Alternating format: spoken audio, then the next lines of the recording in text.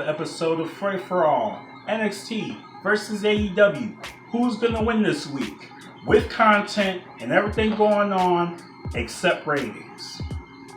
So, we're gonna go through the rundown, but first, gotta go through a ratings report. Glad to have that over with. And repping Stone Cold today. I noticed something. Last week, I had my first dislike. So either that this person is really not a fan of my show, or they just don't like the Eagles. Either way, Mr. or Miss Dislike, I'm sorry you didn't like my show, but I do appreciate you for checking me out. With that being said, we go to the AEW rundown. So the first match for AEW was Jon Moxley and Ortiz. Very physical match. Of course, it started with, after Ortiz came out, the rest of Inner Circle came out, going to commentary. And one thing, Jericho needs to stop saying South Bronx Street Thugs. Okay, we get it. Don't drag that into the ground. No, we don't need all that. And some stuff going back and forth. AEW chant, Ortiz sucks chant. The crowd was well invested into this match, I must say that. And same thing I said about MJF last week.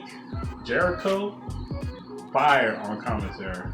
But like I said, when it comes to promos and everything, Jericho age does not show anything because he's just as good as he was 20 or so years ago, if not better. I mean, I guess as a veteran, you can be that. Now, of course, Jon Moxley won, but after he won, Santana came in the ring and attacked him. So he got the upper hand on Santana, and he took the key to that car that he took from Jericho, and he stabbed Santana in the eye with it. With, I guess eye for an eye, revenge type deal. And I'm all like, it was good TV, but you guys are crazy. Don't touch my eyes, please. But and for some odd reason, this whole segment ended with a Hager sucks chant. It was just there. I don't understand that. Do you?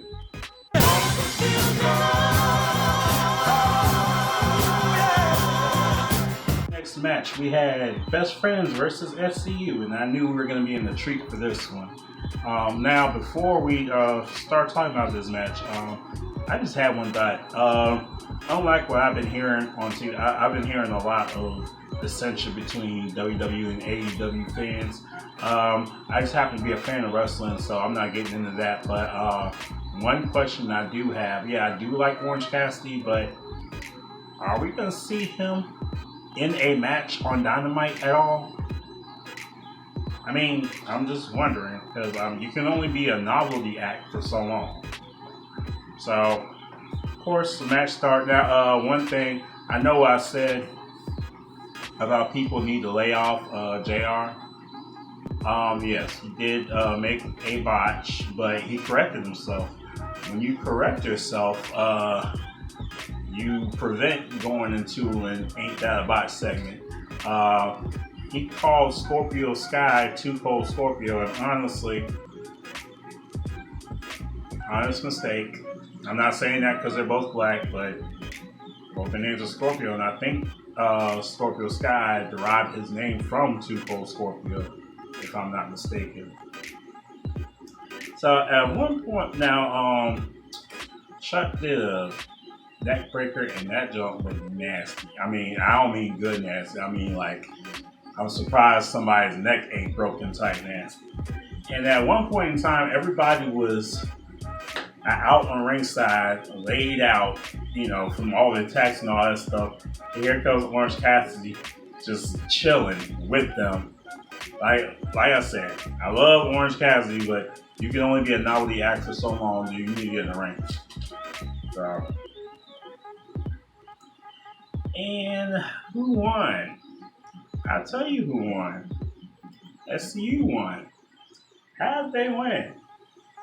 Technically, it was, even though it was a innovative one, yet and still a roll up. Right after this match, Dark Order comes, lays both teams out to the point where only Cassidy was the only one standing, so he gets in the ring. I don't know why he got in the ring. Then Dark Order handed him a mask, asked him to join, so he acted like he was going to grab it. Then he puts his hands in his pocket, and he got whooped. Then Christopher Daniels came and chased them off. Now, one thing I will say about this whole Dark Order thing, I know it's a rumor that Luke Harper could be the leader of such, but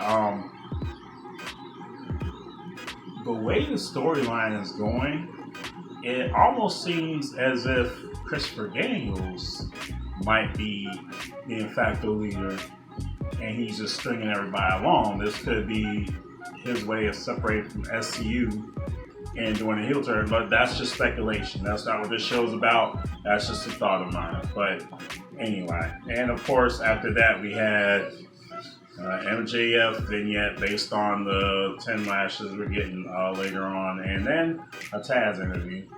Next, we had an AEW women's match with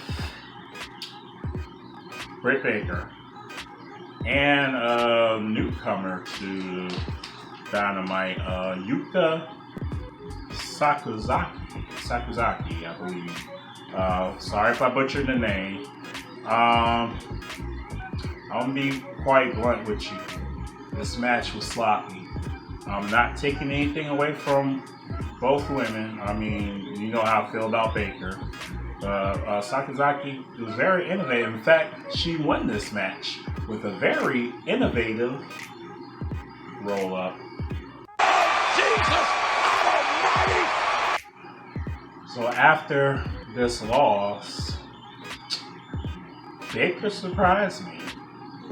She hit Yuka with the ring bell, then she puts her teeth up against the ring, stomps her teeth against the ring to the point where Yuka was spitting out teeth. Then she puts her in the lockjaw.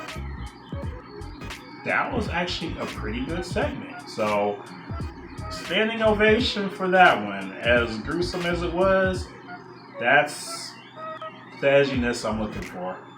Not too much though. Hopefully she ain't losing teeth for real. We had the Butcher and the Blade with Bunny, and the Lucha Brothers versus the Elite. And one particular thing about this is that they had some different type of music. It sounded like Hangman just came out there extra early. And everybody else, made their entrance as a team. And the text at the top literally said that Hangman Adam Page was not happy with his entrance music. They really going in on this. Some elements about this I like, some I don't. But I tell you what, regardless how Hangman felt, he got in that ring and he started off fast. Of course, he was nonchalant eventually. When everybody was doing their group moves or whatever, he was just nonchalant. And not only that, he would only tag Kenny Omega. Speaking of Kenny Omega, we had not one, not two, but 3 Snapdragon suplexes. Classic Omega. Boom. Now, here's what led to this is a great, innovative match. I loved it. I love every second of it. The downfall. When the Elite, they had the advantage. What happened? Hangman needed to make a tag. Kenny Omega was down on the ground, I believe. He refused to tag any of the Young Bucks. And as a result, he got pinned by Pentagon Jr. And so they're going full-fledged with the storyline. This is actually pretty good writing, though. And even so, he argues with the Young Bucks for a little bit, then goes to the crowd and gets a drink. I mean, they can calm down the drinking, honestly. But hey, y'all continue. It's good writing, so who am I to interrupt that? All right, after that match, Tony Schiavone was supposed to have interviewed Kenny Omega. So as soon as Omega was about to speak, Pac showed up on the screen, and he looked as if he was about to attack Rio, the women's champion. So Omega was all like, no, stop. I'll give you the match, whatever you want. So Pac was all like, thank you. And he's like, oh, I was never going to attack her. I'm not that type of person. And then he was like, but she will. Out of the back, Nyla Rose came and whooped Riho like there was no tomorrow. I thought that was a good bait and switch. Good job, AEW. And then there was a quick Darby vignette. Actually, it was kind of spooky. I don't know what's going to lead to, but pretty much Sammy Guevara and Chris Jericho's cutouts were burnt with a blowtorch. And, before he burned it with a blowtorch, he was coughing. You know, I guess it was a reaction from him getting attacked last week with his own skateboard. So, it would seem as if there will be hell to pay. Next up, we had Kip Sabian with Penelope Ford versus Joey Janela. Now, this has been brewing for a while. Yet, when the actual match started, it felt more like a slap fight than anything. I mean, there were a few good spots, I'm not gonna lie. A couple pieces of interference where Penelope Ford was pretty much slamming Janela's head into the ring steps and all that stuff. But eventually, it ended with Kip Sabian grabbing Joey Janela's tights and winning with a roll up. Jesus Almighty! Then came a promo from Santana. He actually calls out Jon Moxley next week. It's called an eye for an eye match, which I don't know what kind of match that is, so I'm guessing, okay, they're going to fight next week. Okay, I'll see that, but Santana's promo was actually pretty decent. As much as him and Ortiz just barked into the camera like, we piss, he actually cut a decent promo. So I'll give him the ups to that. Then another segment came out after that where Young Bucks was arguing with Hangman again. So after Young Bucks left, he grabs a pitcher of beer. Let's see how long this goes. So apparently Kip Sabian and Joey Janela was the main event because that was the last match of the night. We had a long segment for MJF to give Cody Rhodes 10 lashes. So I'm thinking, first of all, I do think this is a little too hot for TV nowadays. Overall, not really. So I'm thinking, okay, he's gonna have a whip or maybe a cane or something. This dude has a leather belt. Yes, this does hurt, but for the simple fact that I had a leather belt around my behind way too many times for me to be like, oh no, a leather belt! Anyway, but when you actually see the aftermath of such, I don't see how you can make this up. And if Cody really was taking these hits with the leather belt, dude, you got my utmost respect, because ain't no amount of money gonna make me do that. And during this whole segment, he's struggling to take these 10 lashes, and one of them was given by Wardlow, which I guess is supposed to be an extreme one or whatever. But you had all kind of people out come out. Arn came out for support. Dustin came out for support. The Young Bucks. Even his wife Brandy came out for support. Then you had some heels come out just to watch. Let's see. Butcher Blade and Bunny, Kip Sabian, Penelope Ford, Britt Baker, and it was and then after the 10 matches, MJF hit Cody with a cheap shot and ran to the crowd. And here's the thing: right before the ending Sigma, whatever, somebody attacked MJF. I have a feeling it was a fan.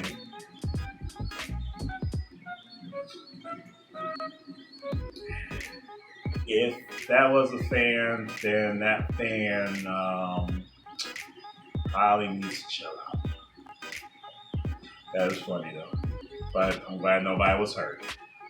But that is your AEW rundown. For your superlatives, I gave best promo to Santana. Best storyline went to Cody and MJF. Best segment, Cody and MJF, 10 lashes. A crowd favorite was actually Jon Moxley and the Elite. Both teams had 8 chants each. And best match actually went to SCU and the Best Friends, because that was the best match of tonight. Tonight's booking, wow, it was decent matches. Still was a little off. It wasn't off like last week, but it was still kind of off as far as the booking goes. But it was still a great show, regardless if I'm not a fan of the booking or what. So, but that's your AEW superlatives. So for the NXT rundown, we had the Broserweights come out in this little golf cart with the Dusty Rhodes Classic trophy on top. Pretty neat way to come in, and they were pretty much talking about how they're gonna win the tag team championships at TakeOver Portland. And Fish and O'Reilly came out talking about, you guys don't deserve anything. You disrespect the Dusty Rhodes Classic by putting the trophy on top of the thing. Like, you know what? We're not gonna wait till TakeOver. We're gonna do this now. Then, of course, Robert Strong came out and talked to me like, well, you know what? We got bigger fish to fry, and I guess the bigger fish to fry is finding Ciampa for beating him up backstage last week. So of course, Bobby Fish said that. So here's Matt Riddle talking about Bobby Fish just said fish to fry, and what was it? They're like, how many fish could Bobby Fish fry if Bobby Fish could fry fish? And he just kept saying that, and the crowd was into it. Pete Dunne was all like, being Pete Dunne pretty much. Next match was Isaiah Swerve Scott versus Angel Garza. Very good match. Swerve did this nice move with a springboard hurricane run or whatever. And Garza with them daggone pants again. I'm tired of those pants coming off. Just come out with trunks, man. And throughout this, there was a tech botch. Okay, I guess that wasn't enough to start the segment, but there was a tech botch. But they fixed it. I guess you really got messed up to bring that guy out. But whatever. Now, I guess he did this at World Collide as well. Swerve did this thing where he just did some move from the corner and it looked nice and clean. Like, I wouldn't be mad if that was his finisher. Speaking of finishers, Swerve hit the house call. Garza kicked out. Garza hit the wing clipper and got the win. And then, of course, he had a little promo talking to Devlin saying, I never lost. I want my belt back. So it's pretty much how that went. And like I said, this was a great match. And guys, this is awesome chant because these guys are off the chain. For real. So, as Undisputed Era went back, of course they were joined by Adam Cole, they went back looking for Ciampa, just bullying people, pushing people around. Somebody was sitting there getting their hair cut, so they let him be. Then, Robert Strong came, grabbed the clippers, and cut dude's hair. Okay. Here's how I feel about that.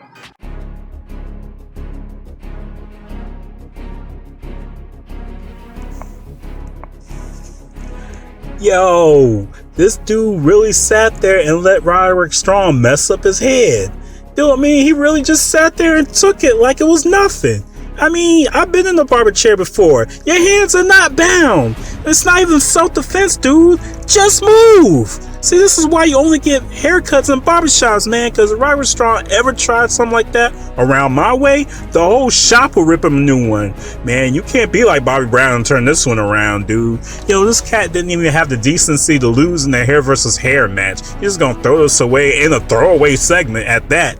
And I'll tell you what, man, I really hope you ain't getting your hair cut for no girl, because even if a barber does fix that, your girl gonna see you on national TV getting your head messed up while you sitting there looking like a bitch. With that, I just like to give a shout out to the Chiseled Adonis, because he's actually the inspiration on how I orchestrate the voiceover rants, because he does on his channel. I would check him out as well, and also the last line in that was his, so I want to give props and respect to him. Anywho, next match was Dominik Dijakovic versus Killian Dane, because they had some type of scuffle in the Performance Center a day or two before. Not much on it, just very physical back and forth. It looked like Killian Dane really had most of the match, but I heard Dijakovic hit him with Feast Your Eyes and won the match. And as he was going back up to the ramp, it was Keith Lee, your North American champion. So as everybody was basking in his glory,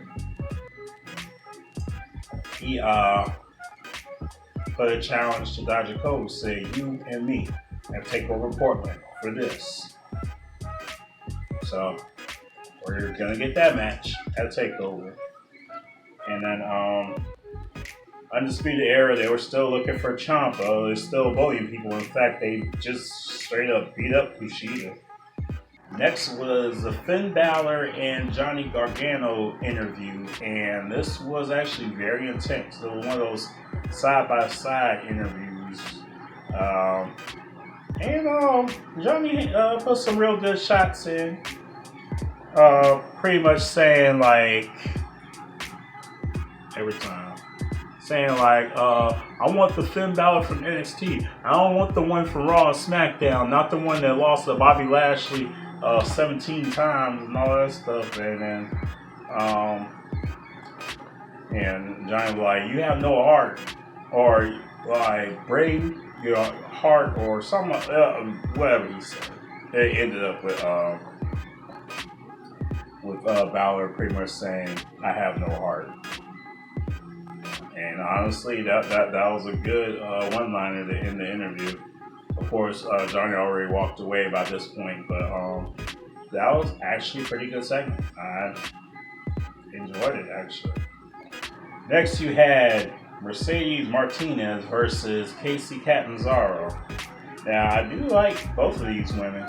And yes, Casey Catanzaro, she showcased what she does. But Mercedes Martinez, yeah, she may have went with it, maybe struggled a little bit, but she was not impressed. As soon as she got going, she knew she pretty much had this match. Fisherman Buster, and there was a Rhia interview. You know, it was a quick interview. Then right after that, Undisputed Era was still back there looking for Ciampa. Ciampa blindsides him, started beating up on him. He beat up the other three. Then it was to the point where it was just him and Cole, and they fought in the crowd and all that stuff. So when they got to the ring, the rest of the Undisputed Era came out, started beating up on him. Then as it got crazy, even Broserweight came out to join the fray. But yeah, it just got so crazy that Regal was all like, y'all go back, get your gear, y'all are fighting tonight. And of course, I mean, yeah, okay, now we officially have a match, but that did not stop them. They were still brawling the whole freaking time. Took a while before they broke them up. That was crazy. but that was my kind of crazy. We had Jordan Devlin versus Tyler Breeze. Now, we think of Raw and SmackDown, Tyler Breeze. You think of, the Fashion Police and all these other segments. But NXT, Tyler Breeze, especially this iteration of NXT, Tyler Breeze. I'm more of a fan of this guy. These guys really showed out. I mean, okay, there was so much going on. I'm just gonna break it down. So, first of all, Devlin attacked him earlier while Tyler Breeze was doing this stuff. Kind of similar to how a couple weeks ago Finn Balor just went straight for Trent Seven while he was doing his ring thing. Very similar, actually. And Breeze, he was looking aggressive, and he was looking impressive. He was really showing out. Like, this is a side of Breeze I haven't seen in a long time. I don't know if Devlin brought that side at him or what, but Devlin, he was no slouch, man. He did this Uranagi into a moonsault, and he did this daggone Spanish Fly.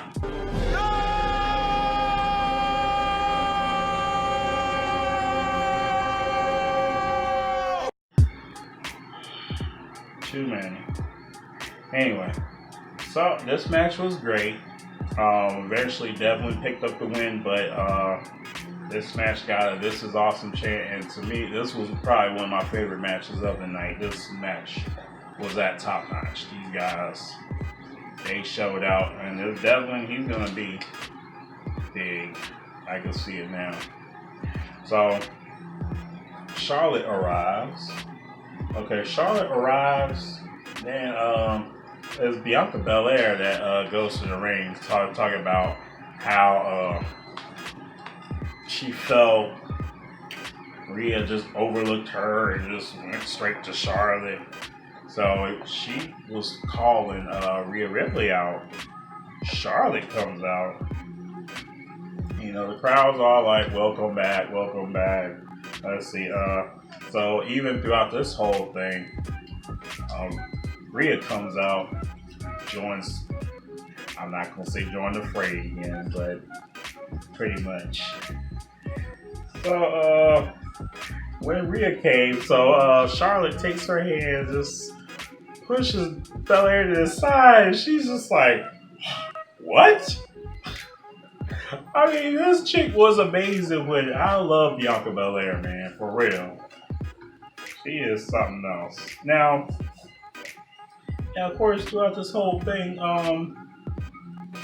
now at one point, it was still funny, though nowhere near as classic when she did the first time, because she was basically like, Charlotte, you come in here demanding this and that, and you don't even go here. When she said it, like I said, it was still funny, but you could tell she was just playing off how the crowd reacted from it last time. Like, she just had to add that in there, and it just felt forced this time. Now, one thing Charlotte said is, Bianca, you're not in this discussion right now. Go and fix your braid.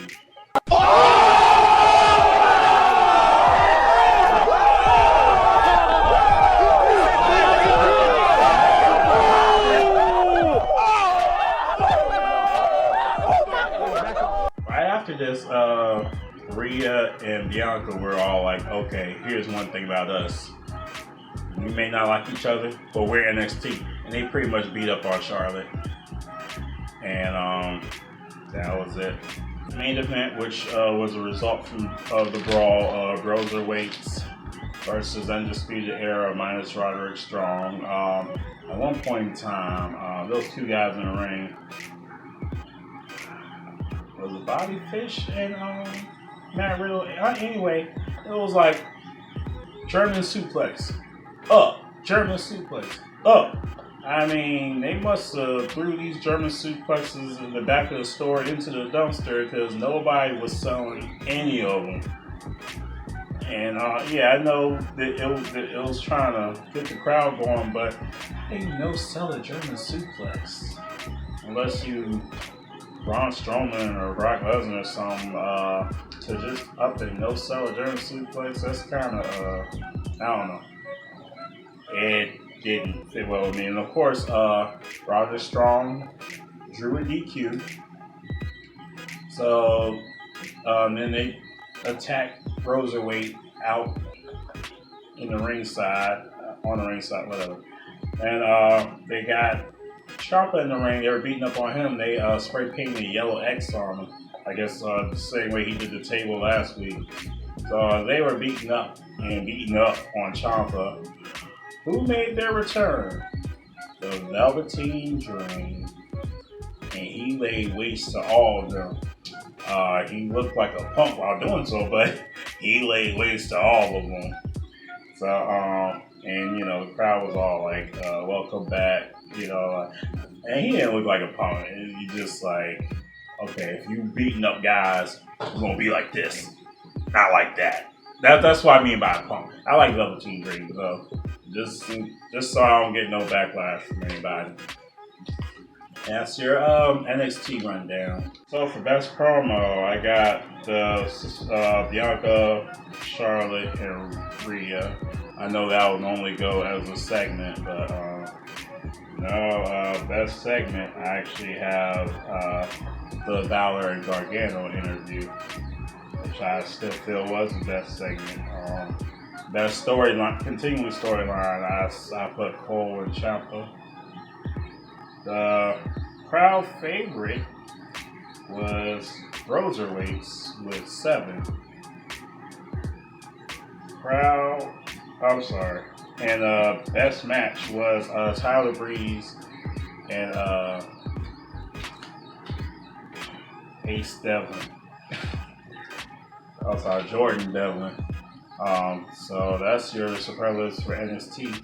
So let's see who won Fray4ALL.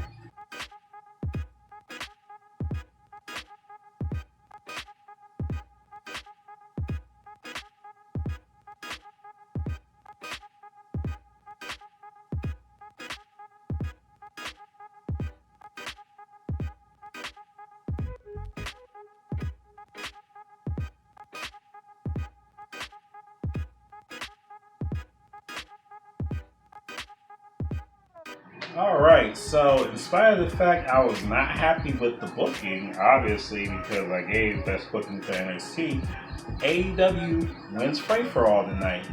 And a couple things I want to point out. Crowd favorite almost always goes to NXT, mainly because Keith Lee won crowd favorite like almost every time. But it actually went to AEW tonight. Mox and the Elite had one more chant each than Broserweights, 8 and 7. So speaking of 8 and 7, that's the overall tally. NXT has 8, AEW now has 7. So AEW's catching up, but hey, like I said, in the fray, we don't worry about ratings. We worry about content.